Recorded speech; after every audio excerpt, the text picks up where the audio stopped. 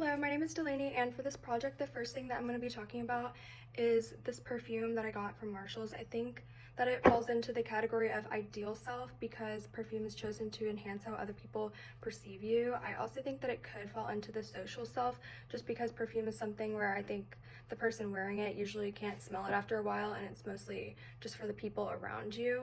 In terms of the consumer decision-making process that I went through while making this purchase was I had a friend who was wearing it and I was like, what is that? And she told me it was this, and so we went to Marshall's like right after that and I went and bought it because it's discounted. Everything's discounted there. This is a good demonstration of how like word of mouth can really influence people's purchasing decisions. Also, in terms of when it comes to stores like Marshalls or TJ Maxx, I think consumers really like the treasure hunt like experience of finding something that was maybe like originally $80 and getting it for $15, and that like feels like a reward to people.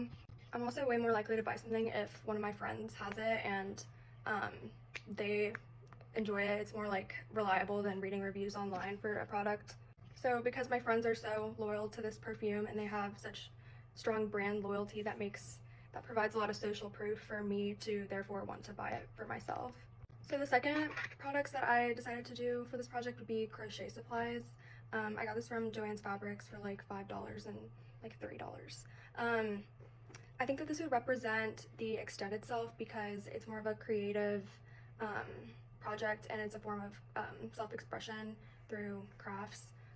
In terms of the decision-making process that I went through while making this decision was I knew that I wanted to buy it in person so I could see it, so I went to Hobby Lobby. So I took into account like distance from where I live and price compared to other stores in person.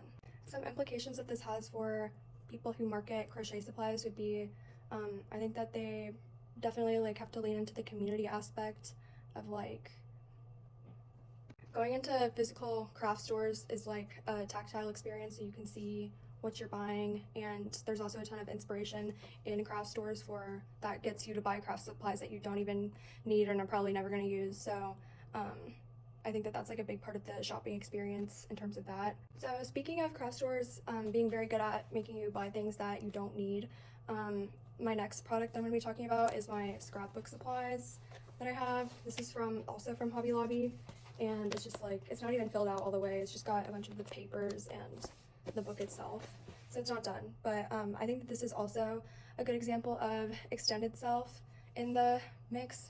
This is because it's a good form of creative expression and expressing creativity through something like scrapbooking.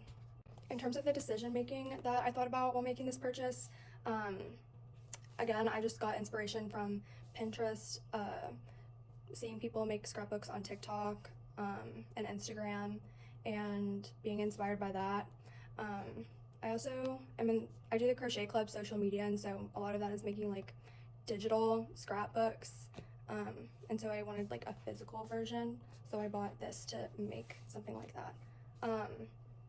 So something that marketers should know about people who are looking to buy scrapbooks and some of the implications of that would be to understand that scrapbooking is about like preserving memories and to really lean into the sentimental and nostalgic appeal of scrapbooks. Also knowing how it's something that's usually done within like a community of people. It's a group activity a lot of the time, usually shared by women, and so that's something to keep in mind, and that influences people's decision to buy scrapbooks in the first place. The next product that I'm going to talk about is this FIMU tote bag. I got this off Amazon for like $15. I think that this is a good example of a product that represents social self because it shows affiliation to a group, and that's how you want to be perceived. It's something that shows to people around you that you're a social person and involved on campus through something like the sorority. The thought process that I went through when I bought this was that I was just replacing an old one because my old one had been used so much.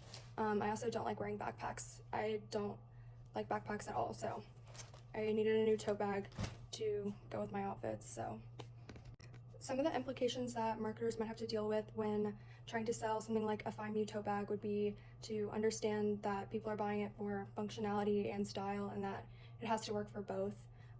And so I guess prioritizing high-end materials, unlike my last tote bag, which did not make it through the washing machine. So something like prioritizing quality and also the look of it would help sell something like this. The next product that I'm going to be talking about is this foundation from Haus Labs. I think that this would be an example of ideal self because it's something that it's something superficial that like just makes you look more better to the people around you and present in the way that you want.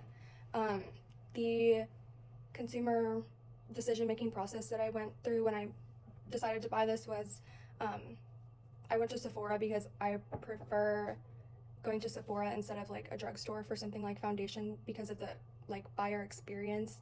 They shade match you so you don't have to spend just the same amount of money buying multiple shades at the drugstore because you can't sample them and you end up spending the same amount of money anyway. So that's why I just go to Sephora so that they can shade match so that I can feel better about what I'm buying, especially if it's something that is more expensive like foundation. I think it's like $50. I don't know. I'm pretty sure it is. But I would say that it is part of the ideal self. So implications for marketers when selling something like foundation, I think people really care about inclusivity and shades and like undertones for both light skin and darker skin. That's something that's really important to people when shopping for makeup.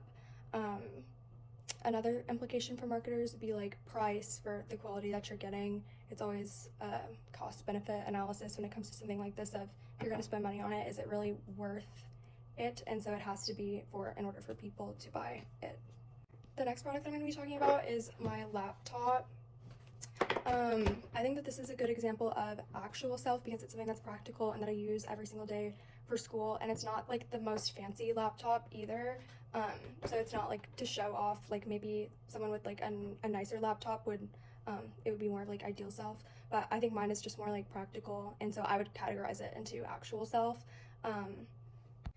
The next thing that I'm going to be talking about, the next product I'm going to talk about is this tapestry back here. It's from Urban Outfitters.